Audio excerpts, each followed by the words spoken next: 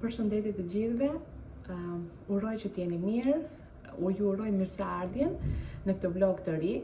Unë ju pata thënë që në qoftë se më shihni të ulur, të pozicionuar te ky këndi, do të thotë që do të flasim.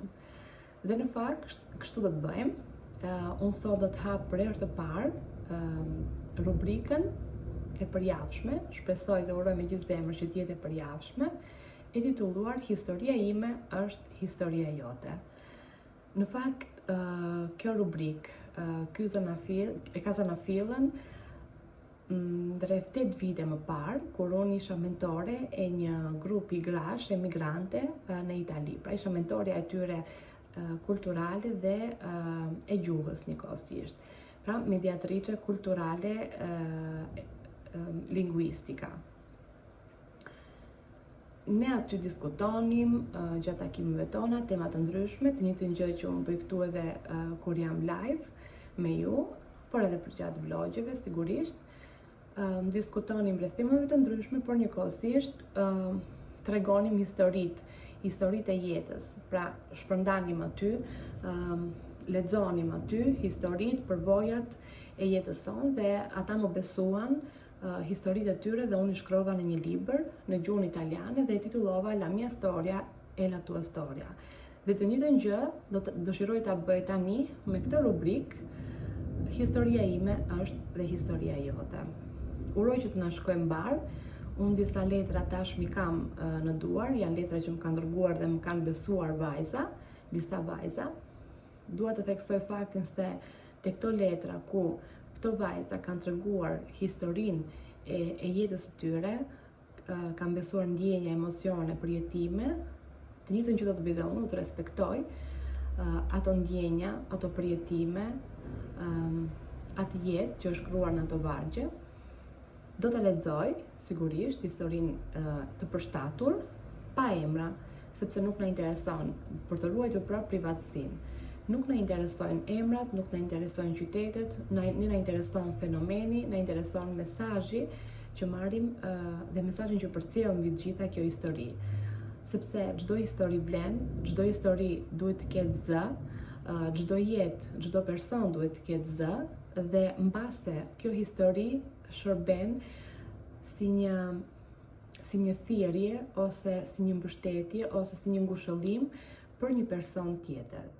Është shumë e rëndësishme të flasim, është shumë e rëndësishme të komunikojmë dhe të dimë se kemi dhe ne forcën, kemi dhe ne mundësinë për të shprehur atë që ndjejmë.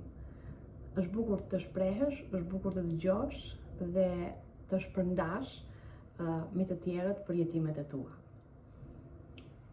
Siç e thash, uroj që të na shkojë sa më mbar dhe ju uroj mirëseardhjen në rubrikën time dhe njëkohësisht ju ftoj që të dërgoni në qoftë se dëshironi historitë tuaja në adresën time të emailit, të cilën do t'ja ushënoj në description poshtë.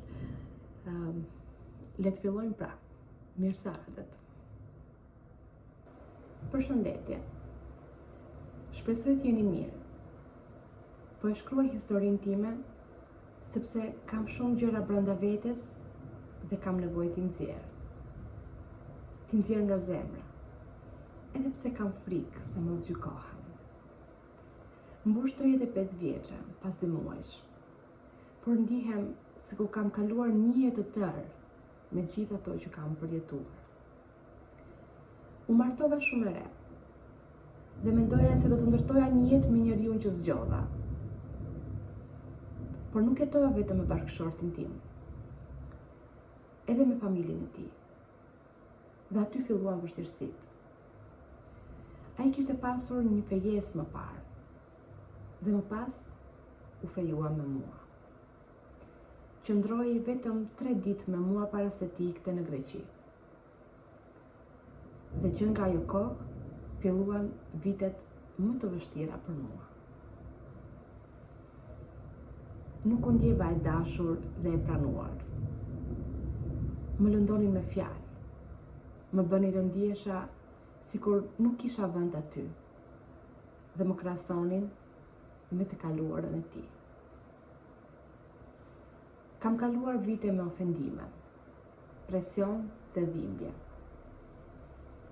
Dhe ende nuk e kuptoj si e përballova të gjithë këtë.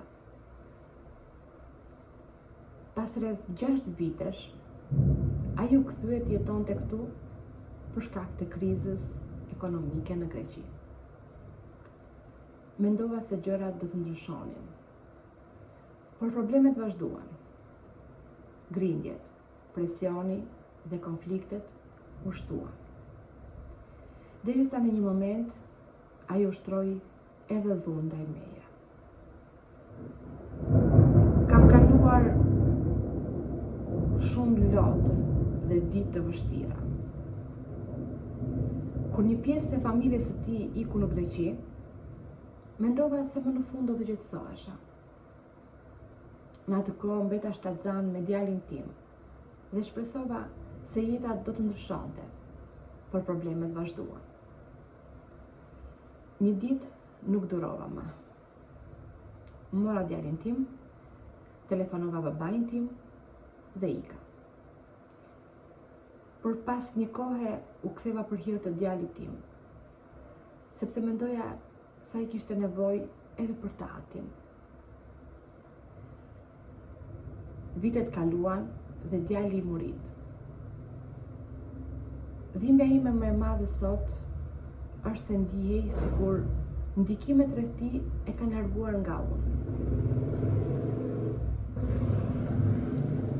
Nuk dua t'i heq të drejtën të doj gjyshen, tezen, hallën, por një fëmijë nuk duhet të ndahet kur nga nëna e tij. Gjithmonë jam përpjekur të mbaj familjen bashkë dhe të mos e ndaj djalin tim nga babai i tij.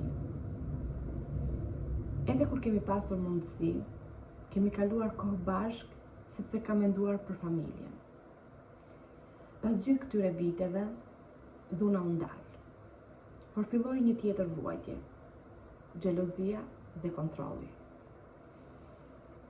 Për një kohë të gjatë, nuk më linte të shkoja te prindrit e mi, të flisja lirshëm me ta, apo t'i prisja në shtëpi. Kontrollonte gjithçka dhe kishte dyshime të vazhdueshme ndaj meje. Për një kohë nuk më linte as të kisha telefonin tim.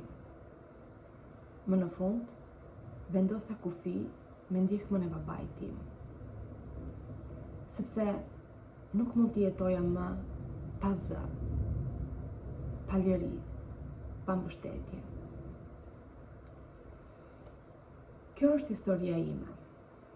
Ndoshta nuk e kam shpjeguar në mënyrë perfekte, por kjo është dhimbja që kam mbajtur brenda meje për shumë vite.